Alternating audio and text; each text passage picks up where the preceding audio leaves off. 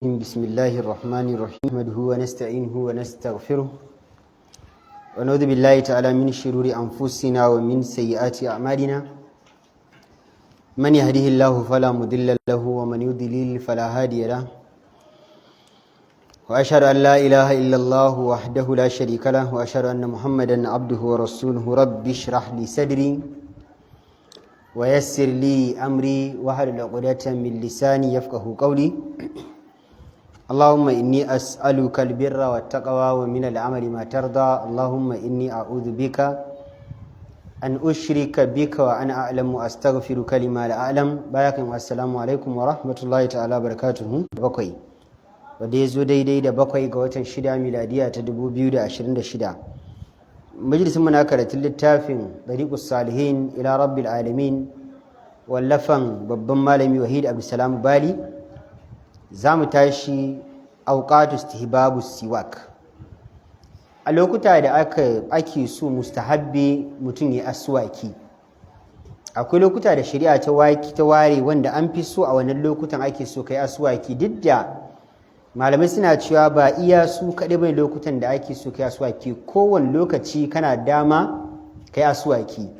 amma akwai lokutan da ya fi zama mustahabbi aka fi so kai na farko inda wudu'i lokacin da za ka yi alwala mun faɗi cewa a lokacin da za ka yi alwala lokacin da ake son ka yi aswaki ba kamun fara yin alwalar ba ne kamar da muke yin wannan kuskuren lokacin da ka wanke hannunka idan za ka fara lokacin da ka wanke hannunka ka zo kurkuren baki to kamun ka yi kurkuren bakin ne za ka sa aswakin sai ka wanke bakinka da aswakin ka goga harcenka ka goga ka firzar da itacen wannan kurkuren bakin da kake na ruwa shine yake na wanke asuwaki shine yake na kurkuren bakinka na alwala da haka shi sa manzo Allah ya ce ma inda tare da ma'a kulli wudu'in tare da kowace alwala to amma mu galibi kuskuren da muke shine sai mutum ya yi asuwakin ya gama ya kurkura bakinsa sannan sai ya fara alwalar a'a ana so zaka yi tare da alwalar mun gane روى أحمد وصاحب الألباني عن أبو هريرة رضي الله عنه عن النبي صلى الله عليه وسلم قال إمام أحمد يروي حديثي الألباني عن تاشي وده منزل الله صلى الله عليه وسلم دغوار أبو هريرة النبي كي تشوا لولا أنا شق على أمتي بعدين كده إن تنتوى الأمة تابا لأمرتهم بالسواكي منزل الله شدنا أمرتي سدين أسواكي inda kulli wudu'in yayin kowace alwala wannan yanda kenan aswaki ba wajibi bane inda wajibi ne farilla ne ko da zamu sha wahalan Allah zai farlanta mana maza Allah zai farlanta mana amma kasantuwar ba wajibi ne shi sa maza Allah ce ba dan kadan tsananta al'umma ta ba da na wace sai yin aswaki lokacin kowace alwala wannan aswaki mustahabbi ne wannan hadisin na daga cikin hadisan da malami suka lissafa su wanda yake nuna mana irin yadda manzon Allah sallallahu alaihi wasallam yake tausayin al'ummarsa da Allah yake cewa annabi sallallahu alaihi walau kunta fazzan ghalizal qalbi manzon Allah yace ba dan Allah madaukin sarki ya sa ka zan mutum mai tausayi wala rahmatu minallahi linta lahum ba dan wata rahama daga Allah da kake sadarwa gare su ba walau kunta fazzan ghalizal qalbi da ka zanto mai kaushin magana mai kaushin zuciya lan faddu min haulik da duk sun watse daga gefanka to wanda yasa manzo Allah mutum ne mai tausayi la qarja'akum rasulun min anfusikum azizun alaihi ma anittum harisun alaikum bil mu'minina rahim manzo Allah mutum ne mai tausayin al'ummarsa mai jin kan al'ummarsa saboda yanda yake tausayin mu da jin kan mu yasa ga dai asuwakin ba wani abu ne mai wahala ba wani abu ne mai tada hankali ba amma tausayin mu da annabi ke ji yasa ba zai iya cewa dole mai asuwaki lokacin kowace alaba sai ce wanda yake so ya samu lada wanda bai so kuma ya bai shikenan ladan ya rasa amma bai Allah madaukin sarki laifi ba amma shi manzon Allah sallallahu alaihi wasallam yana yin asuwaki kusan duk lokutan da zai yi alwala sallallahu alaihi wasallam nan ba ta inda sala idan yanzu kana da alwalatu baka da bukatan ka sake yin wata alwala kuma ga lokacin sallah yayi da alwalarka za a shiga sallah to musulunci ya mustahabbantar maka an so an kwadaitar kai aswaki lokacin shiga sallar ko da ba ka sake Allah ba da haka kamun ka shiga masallaci za ka yi kai ko da kana cikin masallaci matukar karan da zai fito daga bakin kaɗin ba zai lalata masallaci musamman wancan lokacin da kaga masallatansu duka ƙasa ne yashi ne turɓaya ne kawai daga kayi za ka zubar ka binne shi kenan amma yanzu kaga irin nan idan muka ce kai asuwaki anan ka tafi mai kan carpet kan tiles zai bata masallacin to in dai ba za ka cutar da masallacin da galibi ƙasa ne za ka yi asuwakinka a cikin masallacin ma ka tofar da wannan itacen ka binne shi kenan babu kuma a cikin kuma da yin sallah da haka idan ma kana da aula kana da bukata za ka yi shi kafin sallah fi sahihain an Abi Hurairah radiyallahu anhu anna rasulullahi qala hadisi ya daga cikin sahih bukhari da muslim daga Abi Hurairah yace manzo Allah sallallahu alaihi wasallam ya ce laula ana shukka ala ummati ba dan kada tsananta al'ummata ba aw ala nas ba ko kuma wata ruwaya manzo Allah ya ce ba dan kada tsananta a mutane ba dan kada takura sun sa su cikin kunci ba la amartuhum bisiwaki da na umarce su da yin asuwaki ma'a kulli salatin tare da kowace sallah da za su yi nan salat ta zo da sigar nakira kina sallar farilla ce sallar nafila ce annabi ce amma idan nace asbahi ku yi asuwaki azhar ku yi asuwaki la'asar asuwaki magriba asuwaki isha asuwaki qiyamul layl asuwaki wutri asuwaki walaha asuwaki rawatib asuwaki za a takura mu to mazala sai ya ce wannan yasa wanda yayi yana da falalan yin asuwakin wanda bai yi ba kuma bai da wani zinubi a wajen Allah ladin ne kawai ya rasa na uku lintibahi minan nawm lokacin da ka farka a bacci kaga idan mutum ya kwanta yayi bacci kasantuwar yawu ya zauna a bakin sa yakan yi sa bakin yayi wani wani bashi haka wani wari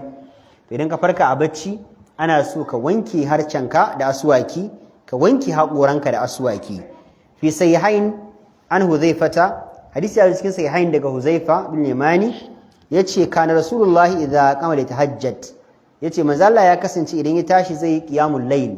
zai tahajjudi ya shusu fahu bisiwaki manzo Allah yana tsaftace bakinsa da aswaki wannan yake nuna maka irin yadda manzon Allah sallallahu alaihi wasallam yake kula da asuwaki sosai da wanke bakinsa wanda kuma ko da manzon Allah sallallahu alaihi wasallam zai yi bacci babu wani abu da zai canza a bakinsa saboda tsarki da tsaftar da Allah ya masa amma annabi na yi ne saboda ya koyar da haka yanzu Huzaifa ba gashi ya ba mu labari ba kuma a yadda manzon Allah sallallahu alaihi wasallam ya samu daraja da kima da martabar da babu wani bawa cikin bayan Allah da ya taba samu annabi na tashi sallar dare shi yasa ma Allah madaukin sarki yace wa minal layli fatahajjat bihi nafilatan laka asa an yab'athaka rabbuka maqaman mahmuda yace daga wani sashin dare ya Muhammad sallallahu alaihi wasallam ka tashi kai kokarin yin ibada ana fatan Allah zai tada ka a wani gurbi a filin kiyama wanda kowa zai yaba maka manzo Allah sallallahu alaihi wasallam yana qiyamul layl sosai Allah ce ayyuhal muzammil qumil layla illa qalila ya ilmu dathir qum fa anzir ne wancan Allah ya ce ya kawai da kake lullube qumil layla illa qalilan ka tashi kai sallar dare nisfahu kai kare da qur'ani sosai daga nan ne fa aka samu manzo Allah ya kai qiyamul laylin shi karshen dare amma Aisha take cewa babu wani lokaci da zaka so ga manzo Allah qiyamul fa sai na qiyamul layli idan ka so ka ga manzo Allah na qiyamul layli a farkon dare sai zaka ga shi a farkon dare na yi tsakiyar dare yayi qiyamul layli amma dab zai rasu sai qiyamul layli ta dawo karshen dare dab asbahi da haka annabi idan ya tashi zai aswaki kafin ya fara sallar dare a wata riwaya Aisha take cewa duk raka'a biyu da annabi na qiyamul layl da aswakin shi a gefe zai dauka ya goge bakin shi sai ya ci gaba da yin sallah in yana fila raka'a biyu a da sallar dai sai ƙara goge bakin sa in yayi sallama sai kuma raka'a biyu zai sake goge shi da haka duk raka'a biyu in manzo Allah ya raka'a biyu sallama sai ya sake goge bakin shi da aswaki annabi yana son aswaki na ga muku cewa lokacin da Abdurrahman bin Abubakar Siddiq kanna Aisha ya shigo ɗakin na Aisha dab annabi zai rasu Aisha tace na jinginar da manzon Allah a jikin kirjina tsakanin kirjina da wajen sa sarka nan kan annabi na nan tace sai naga ya kura wa aswakin da ke hannun Abdurrahman ido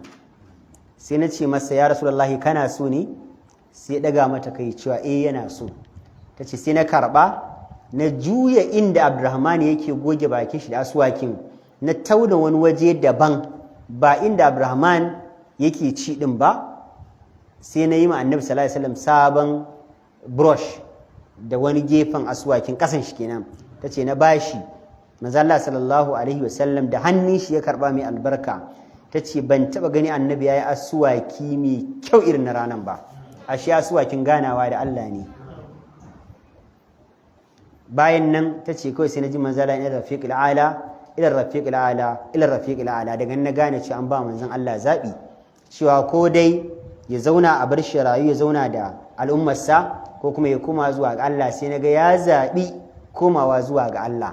wanda dama annabawa idan za su rasu kowane annabi Allah sarki ya musu wannan alfarmar kowane annabi mala'ikan mutuwa idan zai ba shi zabi shin a ɗauki ranka ne ko kuma a baraka ka zauna da al'umma ka shigo da yin da'awa isa annabi Musa da ke cikin sahih bukhari ta tabbatar da haka manzo Allah ya bamu labarin cewa annabi mutuwa mala'ikan mutuwa za samu annabi Musa alayhi salatu wassalam sai ya ce masa ya Musa lokaci yayi sai ce lokacin me sai ce lokacin da zamu tafi ce ina a zaka mutu mu din ce to naki annabi Musa mutum ne mai zuciya gashi na da ƙarfi ya ta karkar yau mala'ikan mutuwa kutufuwa idan mala'ikan mutuwan sai da ya tsiyayi gaba idan ya lalace ya tsiyayi mala'ikan ya koma wajen Allah madaukin sarki ya ce Allah ka tura wajen bawanka da baya son mutuwa yace waye yace Musa ya Musa mana ya Allah ka ga ma abin da ya faɗa masa maganar mutuwa tsiyar min da ido yayi da naushi Allah madaukin sarki sai ya gyara idan mala'ikan ya ce ka koma ka ba shi zaɓi idan yana so yanzu a taho da shi idan kuma baya so to ya nemi dabba mafi yawan gashi ya da tafukan hannayensa guda biyu iya adadin gashin da hannayensa ya taɓa kowane gashi ɗaya zaman shekara guda yake za a ƙara mushi wani adadin shekarun a gaba kaga da haizan Musa na nan dan na hayin zai to gashi miliyan nawa hannu ɗaya ma ya taɓa ballanta na hannaye biyu annan Musa sai ya ce to naji bayan kuma wannan shekarun da aka ɗiba min ɗin sun ƙare kuma sai a yi ƙaƙa sai mala'ika ya ce sai in dawo mana in ka dawo sai a yi me ya ce sai mu tafi sai ce in dai har akwai maganar dawowa a sake tafiya ɗin to a tafi yanzu to annan Musa mala'ikan mutuwa ya zari ran shi shine manzo Allah sallallahu alaihi wasallam a hadisin ma yake ba da labari yake cewa da a ce zan je kasar Filistin inda nan Musa ya rasu manzala ce zan nuna muku kabarin shi yana wajen wani dan tudun kasa ja a nan kabarin sai yake ana ka dauki ransa to da haka annabi sallallahu alaihi wasallam duk raka'a biyu zai yi aswaki da haka Aisha radiyallahu anha ta manzala ya aswaki mai kyau sosai ta karba aswakin can sai ji manzo Allah yana cewa zuwa ga tawaga madaukakiya Allah ya sa annabi ne zai cece mu nan ba ta hudu inda tilawati alquran na daga cikin lokutan da ake so kai aswaki shi lokacin da zaka yi tilawa alqurani mai girma ka da Qur'ani zaka karanta ko zaka yi da ka to ana so kai aswaki ka wanke bakinka sosai rawal bayhaqi fi sha'ab al-iman kenan wa sahahu al-albani an ali bin abi talib radiyallahu an imam bayhaqi ya rawaito hadisi albani inganta shi daga ali bin abi talib Allah ya kara masa yadda ya ce amara na rasulullahi bi siwaki sayyidina ali yake cewa manzo Allah ya mana umarni da yin aswaki wa qala annabi sai yake cewa innal abda idza qama yusalli shi fa bawa idan ya tashi zai yi sallah kowace sallah farilla ne sallar nafila ne inda ka tashi zaka yi sallah atahul malak manzo Allah ya ce to mala'ika yakan zo masa mala'ika da Allah ya wakilta zai zo tare da kai ko yana tare da kai ko zai ji karatunka ko yana kanka ko yana masallacin zai zo kusa da kai fa qama khalfahu mala'ikan nan sai ya zo ya tsaya a bayanka ka tashi zaka yi sallah to mala'ika zai tsaya a bayanka dab yastami'ul qur'ana wa yadnu mala'ikan yana jin karatun qur'anin ka yana matsowa yana jin karatun Qur'anin ka yana matsowa, yana jin karatun Qur'anin ka yana matsowa. Wannan kuma ba sai sallar da kake bayyana karatu ba, ko sallar da kake yin karatu a ɓoye mala'ikan yana ji, da haka zai dinga matsowa, kana yi yana matsowa, kana yin karatu yana matsowa. Fala yazalu yastami'u wa yadnu, manzala ya ce mala'ikan nan ba zai gushe ba, yana jin karatunka yana matsowa, yana jin karatunka yana matsowa, hatta ya da ufahu ala fihi, har sai mala'ikan nan ya zagayo gabanka, ya ɗaura bakinsa a kan bakinka kai ne karatun. Abin da ya sa ba ka ji shine mala'iku alamul gaibi ne, wata duniya ce wadda gaibu ne ba ma ganin su. Su da aljanu suna ganin mu ba mu ganin su. Innahu yarakum huwa qabilu min haythu la tarawnahum. Allah da yake magana akan aljanu sai ya ce shedan da shi da tawagarsa suna kallon ku ta inda ku ba ku kallon su. Da haka manzo Allah ya ce zai zama ya daura bakinsa akan bakinka. Fala yaqra'u ayatan illa kanat fi jawfil malak. Manzo Allah yake cewa kai shu, babu wata aya da zaka karanta face sai wannan ayar ta shiga bakin mala'ikan. Idan ka karanta ayar alhamdulillahi rabbil alamin, to sai ta shiga bakin mala'ikan. Ar-Rahmanir Rahim, ayar za ta shiga bakin mala'ikan. Maliki yawmiddin, za ta shiga bakin mala'ikan. Iyyaka na'budu wa iyyaka nasta'in, za ta shiga bakin mala'ikan. Wannan karatun kai da kake shine abin da yake raye shi mala'ikan. Dama su ba su ci, ba su sha, ba su aure, ba su rashin lafiya, ba su. Da haka wannan karatun zai dinga shiga cikin cikinsa, yana jin daɗin karatun. Shi yasa idan ka zo za ka yi karatu, ba a so ka dinga yin karatu da bayi da tajwidi, musamman a sallah, bayi da tsari, bayi da dabt. Ana so ka yi karatu mai kyau dan mala'ika yana moran wannan karatun da kake yi. Namba ta 5, inda dukhulil manzil, lokacin da kuma za ka shiga gidanka wajen iyalinka, to ana so nan ma ka yi aswaki. Saboda ba a so ka ji wa matarka haka nan daka-daka, kaca-kaca, busu-busu, ba a so. Sai Allah ya ce walahunna mithlu alladhi alaihinna bil ma'ruf wa lirrijali alaihinna daraja. Allah ya ce irin yadda kuke so mata su kyautata muku, hakan nan fa su ma matan suna so kuke kyautata musu. Kana so matarka ta ma kwalliya, ita ma fa tana so ka mata kwalliya. Kana so ta fesa ma turare, ita ma tana so ka fesa turare. Ba ka so ka ji warin hamatarta, warin gashinta, tsamin jikinta, ita ma hakan nan ba ta son jin tsamin jikinka. Da haka idan kana da wannan tsamin, cutar da matar kake yi. Ka dinga sa turare so da matarka da ji kanshi kamar da kai ma kake son jin kanshi a jikinta. Abdullahi dan Mas'udu idan ya zai shiga gida, a tsarinsa shine akwai dan gulbi a bakin gidansa. Zai tsaya ya taba ruwa, ya wanke fuskarsa, ya taba ruwa, ya gyara kan gashinsa, ya taba ruwa, ya bibbige ƙurar jikin shi. Ka san Madina Sahara tana da ƙura, zai bibbige ƙurar jikin shi gaba ɗaya. Sai aka ce dan Mas'udu, me yasa kake haka idan zaka shiga gida? Sai ce yanzu haka matan su ma suka san da dawowa ta, za su dan kikkintsa su dan gyaggyara. Da haka ina so in dinga wa matata kwalliya kamar yadda ni ma nake so take min kwalliya. Amma ita ce kullun zan matsa tana yin kwalliya ne kuma bani mata. To ai ya zama kenan falle ɗaya ne abin yake aiki, falle ɗayan baya aiki. Da haka idan zaka shiga gida, ana so ka shiga gida da tsaftarka, da hularka a kanka, da kayanka a farangiyarka. Ka je in son samu ne ma kanka cire ka dan zauna, ku dan gida ta danga kwalliyar, zaka fita ka shirya. Wa alaikum salam. Annabi zai je inda aswakin shi yake sai ya dauka, ya goge bakin shi, daga nan sai ya shiga daki wajen iyalinsa. Na sha kwatanta muku yanda dakin a Aisha yake da gidan yake. Idan nan misali shine masallacin Annabi, in ka fita a kofar da za ta ga zuwa ga gidan Aisha, kana sa kafar, in ka daga labulan, daga daga labulan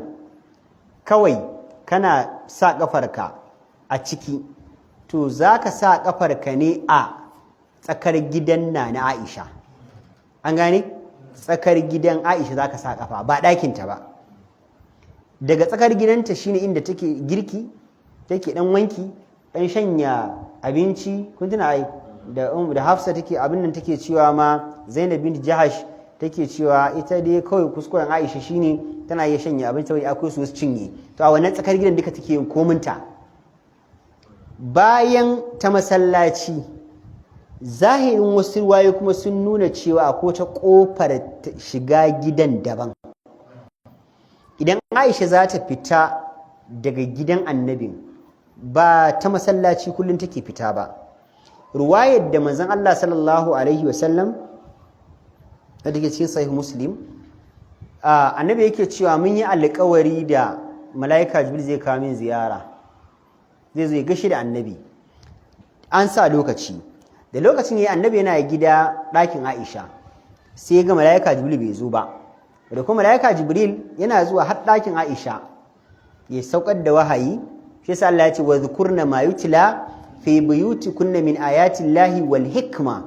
Allah ya ce ya kuma san annabi ku tuna fa abinda ake karantawa cikin gidajenku na ayoyin Allah da hikima. Wannan yake nuna maka kenan ana yin wa annabi wahayi a cikin gidan matansa. To da haka manzala sai ga shiru, malaika Jibril bai zo ba. Can annabi sai ya dauki sandarsa fa kharaja, annabi sai ya fita. Da ya fita sai yake buga sandar yana cewa inna ma'ashal anbiya,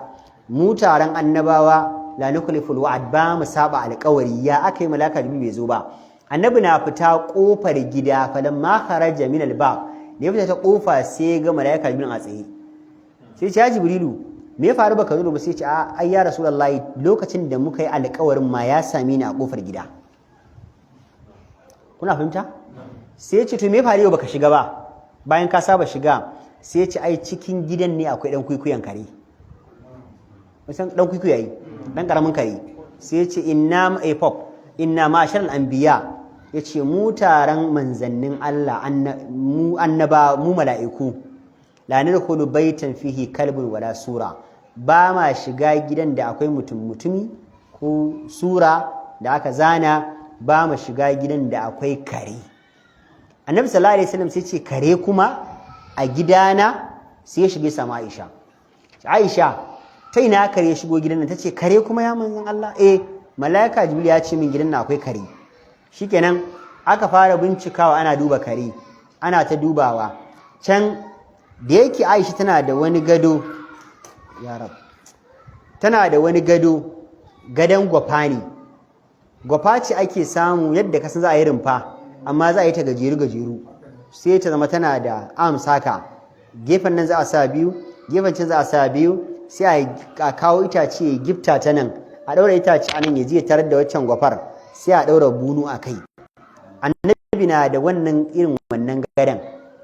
a ɗakin Aisha. Wata ruwaya ma abin nan manzo Allah yake shimfiɗa masa taburmar kaba yake kwanciya, dan akai ma ya fara jinya.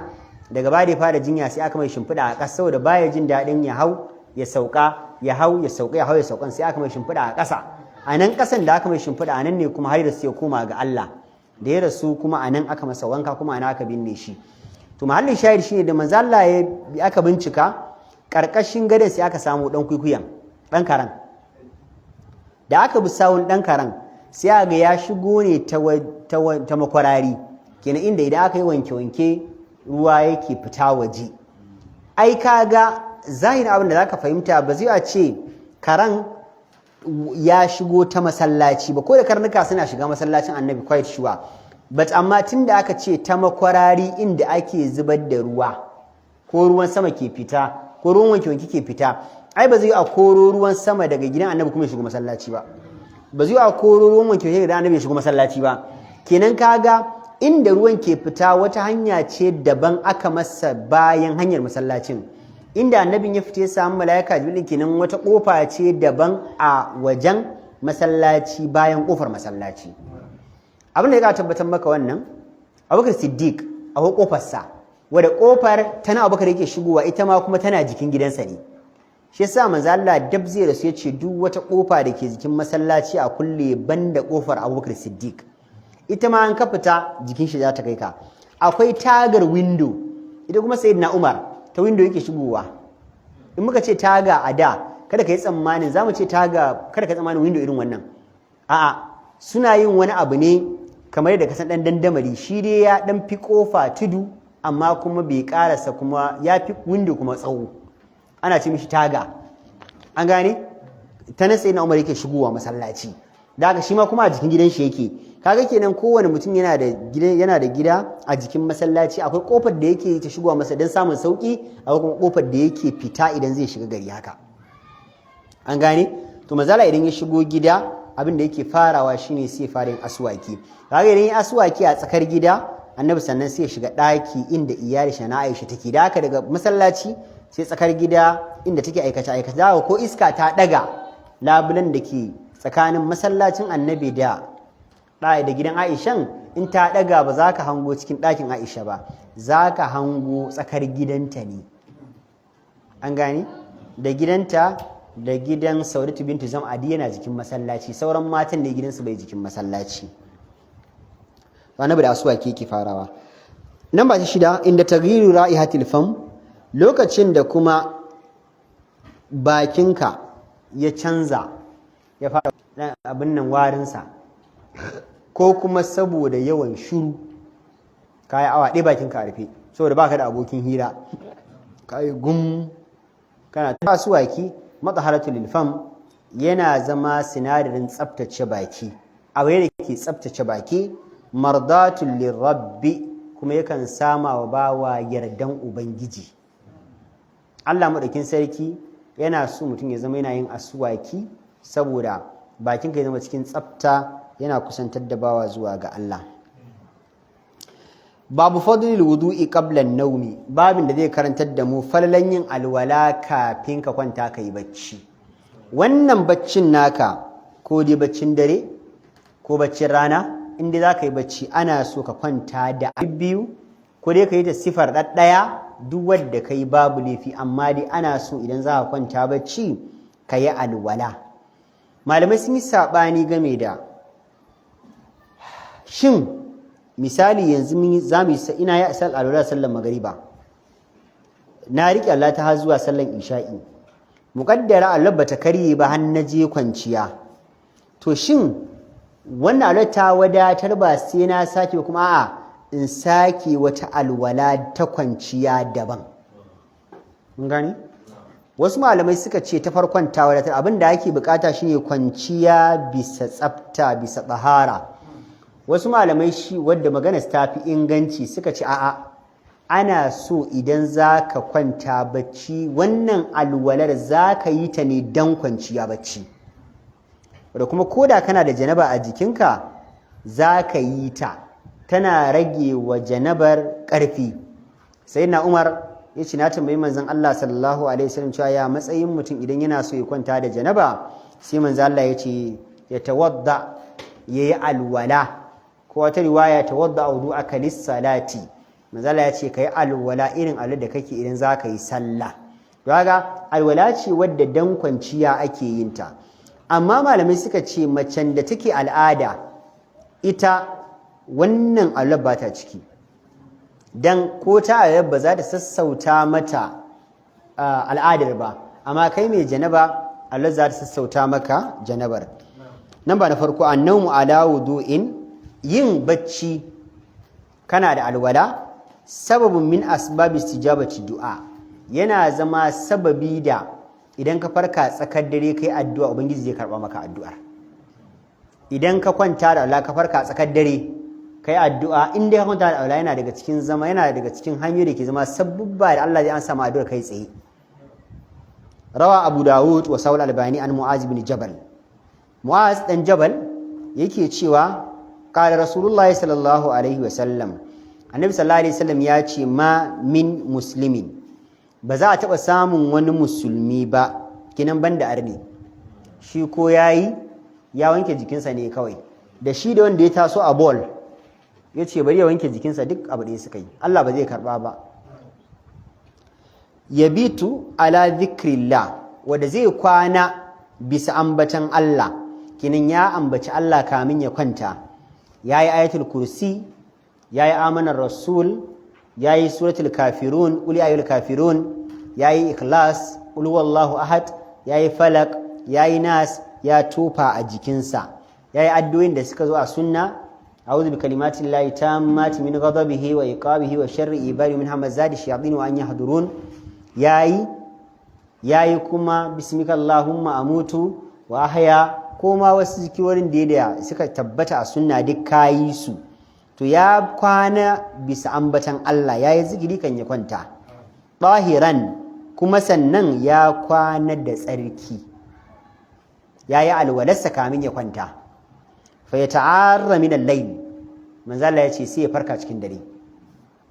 idan ana bacci akan farka wani kuma idan ya kwanta in yayi bacci in ya kwanta ba zai farka ba sai idan alamun shi na karfe 5 ko 5 da kwata ya buga lokacin sallan asubahi tayi wani kuma in ma fitsari bai tashe shi ba gajiya za su tayar da shi Allah sarki ya tsara dan adam yana yin bacci a kana baccin kana jin ka gaji idan kana gefen dama in daman kan ya gaji za a baccin gashi dai hankalinka bai jikinka amma Allah madaukin sarki zai sa jikinka din ya gane cewa ya gaji a gefen dama sai ya juya hagu in yana hagu ya gaji sai ya juya dama a duk kana baccin Allah ya ce mu muke jujjuya ku kaga ashabul kahf da suka shika 109 Allah ya ce wa nuqallibuhum zata yamini wa zata shimal wa kalbuhum basidun dhira'ihi bil wasit Allah ya ce mukan juya su ta gefen dama in ya gaji mu juya su gefen hagu hagu in ya gaji mu juya su gefen dama haka suka yi baccin shekara 309 sannan suka farka da haka idan ka farka fa yas'alullaha khairan min khairid dunya manzo Allah ya ce sai roki Allah alheri daga cikin alkhairan duniya wal akhirah da alkhairan lahira illa adahu iyyahu faci ubangiji sai ya bashi wannan abin da ya roka ana so idan ka farka a bacci ko tsakar dare ne kar ka yi wasa da addu'a manzo Allah a wata riwaya yake cewa idan ɗayan ku ya farka a bacci tsakar dare sai ya ce la ilaha illallah wahdahu la sharika lahu lahul mulku wa lahul hamdu huwa ala kulli shay'in qadir fa subhanallah walhamdulillah wallahu akbar wala hawla wala quwwata illa billah manzo Allah ya ce idza da'a ustujiba la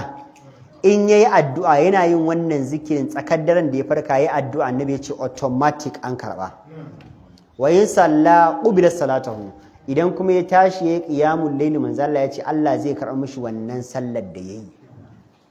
kaga kenan ba karamar asara bace ka farka fitsari kawai ka tashi ka dauki buta ka je ka kama ruwa ka dawo ƙara daga hanci sama kai ta bacci baka yi wannan zikirin kayi addu'a ba kawai kanka asarar lada kar ka yi wasa ko kaɗan da shi babu ɗan adam da ubangiji ya halicce shi face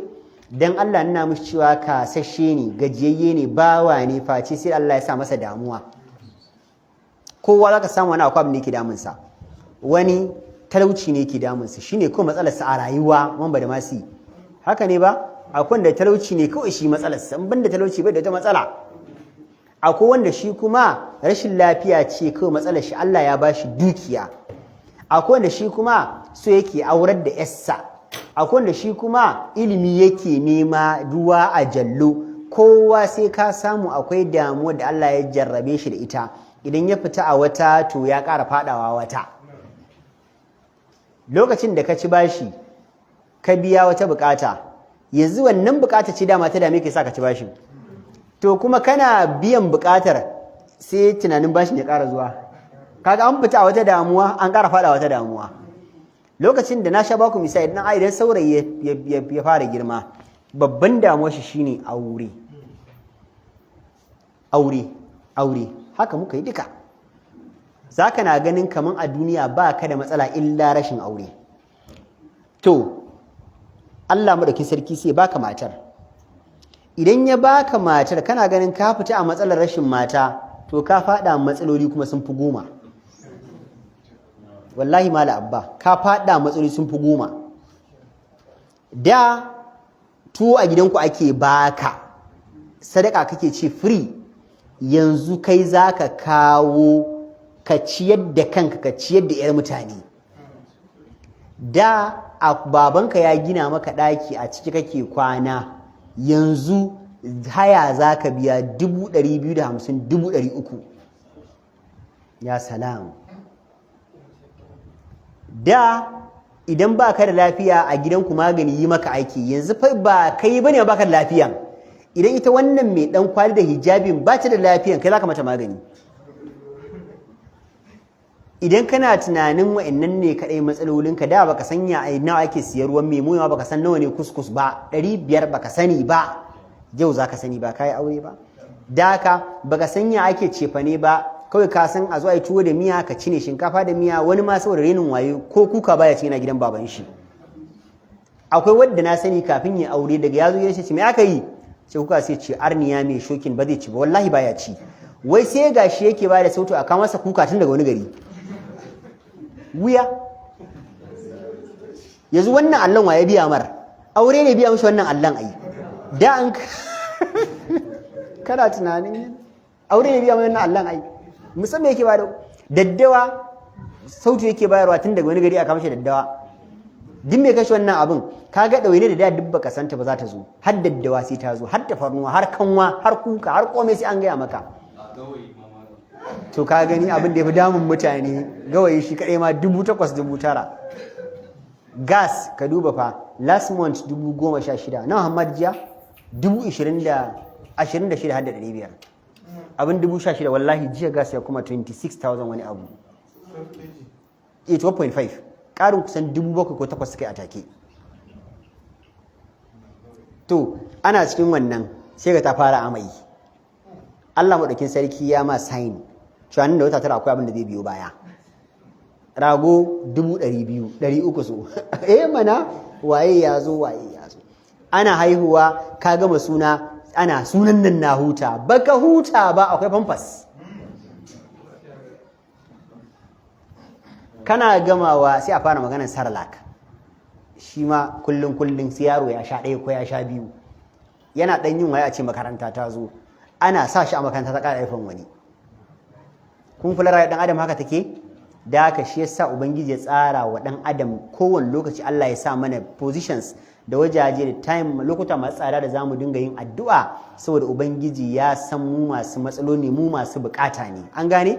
Allah ya biya mana bukatun mu dukkan alkhairi ubangiji Allah ya san damoyin mu Allah sarki yayi mana to malai yake cewa ana so idan ka kwanta da alwala annabi yake cewa idan ka kwanta da alwala to kana farkawa tsakar dare kai addu'a idan kai addu'a Allah madauki ya sauka yau ya fita ma idan kai addu'a Allah madaukin sarki zai karba da haka manzo Allah ya ce ya zama sababi na da ka samu karbuwa da wuri shine ka kwanta da alwala ba kuma ana cewa idan baka yi alwala ka kwanta ka farka kai addu'a Allah ba zai kawo ne a ita Allah kamar tana zama trigger ne tana pushing addu'ar kan ne kamar misali yanzu na ce ya Allah ka bani mota Allah ina bukatan ta ka sani sai ne addu'a Allah zai bani amma yanzu da zan yabi Allah in yi salatin annabi in faɗi bukata ya Allah ka bani mota wannan mai addu'a da mai zikirin Allah da salatin annabi sai ta fi sauri akan wanda ne babu wannan mun gani na biyu almalaikatu tad'u liman nama ala wudu'in malaiku suna yin addu'a ga dukkan wanda ya kwana da alwala in dai ka kwanta da alwala ka kwana malaiku za su dinga maka addu'a Ibn Ma'ibn Hibban wasan Albani Ibn Abbas dan Abbas yake cewa anna rasulullahi qala annabi yake cewa tahiru ajsadakum tuhurakum taharakumullah manzo Allah yake cewa ku tsaftace jikukkunanku Allah madaukin sarki ya tsaftace ku kene idan kai alwala ka kwanta Allah sarki zai tsaftace ka fa innahu laysa min abdin yabitu tahiran manzo Allah yake cewa babu wani bawa cikin bayin Allah da zai kwana da alwala illa bata mahu fi shi'arihi malakun face a cikin bargonsa shi'ar shine mayafin da daga gangan jikinka shi sai shi an gani shi sa manzo Allah ya ce al-ansaru shi'aru wa baqiyatun nasu lisar ko wata riwaya makamancin wannan manzo Allah ya ce ansarawa riga ce yar ciki kin da ke taba gangan da ke taba fatar mutum sauran mutane su kuma rigar sama ce kaman binjima da haka idan ka kwanta bacci ka alwala in ka shiga cikin bargonka mala'ika zai zo ya shiga tare da kai a cikin bargon nan kai da mala'ika ne la yanqalibu sa'ata min al-layl ba za ka taba wani juyi daga dama zuwa hagu ko daga hagu zuwa dama a cikin dare ba illa qala face sai mala'ikan ya ce Allahumma ighfir li abdika fa innahu bata tahiran mala'ika zai ce ya Allah ka gafarta wa bawanka wani dan ya Allah ya kwana da alwala ka gafarta mishi ya Allah. To kuma mun sani mala'iku ba su saba Allah, la ya'suna Allah ma amarahum wa yaf'aluna ma yu'marun. Mala'iku ba su saba Allah. Wannan yakan iya sa ubangiji musu alfarma idan sun yi addu'a su samu karbuwa da wurguri. Da haka ana so idan za ka yi bacci ka yi alwala don samun gara basar mala'ika yake maka addu'a. To idan ka kwanta baccin a cikin bacci manzalla ya ce al'ainanu wika'us sahi, manzalla ya ce idanuwa su ne madaurin dubura, fa idza namat al'ainan atlaqa wika. Idan idanuwa suka yi bacci daurin da ke jikin duburan mutum sai ya kunci. Ka kwanta da alwala kuma a cikin bacci sai kai iska kai hutu baka ma san kai ba, wannan garabasa tana nan. Bukata shine kai din lokacin da zaka kwanta da hankalinka ka kwanta da alwalar. An fahimce ni? Ka kwanta da alwalar. Idan yanzu ka kwanta da alwalar in ka zo ka kama ruwa ba sai ka sake alwalar ba, sai ka sake kwanciya, wannan alwalar ta kwanciya farkon tana nan tana maka aiki. An gane? To sai mu tsaya nan sai mu tashi babu fadlus salatu sunnatul wudu, babun fallan nafilar sunnar alwala. Idan ka yi alwala ana so ko da lokacin da ba a yin nafila ka yi nafila, saboda hanya ce da ke kai bawa aljanna da wuri. Allah ka kai mu. Allahumma salli ala Muhammadin wa ala ali Muhammadin kama sallaita ala Ibrahim wa ala ali Ibrahim innaka Hamidum Majid, wa barik ala Muhammadin wa ala ali Muhammadin kama barakta ala Ibrahim wa ala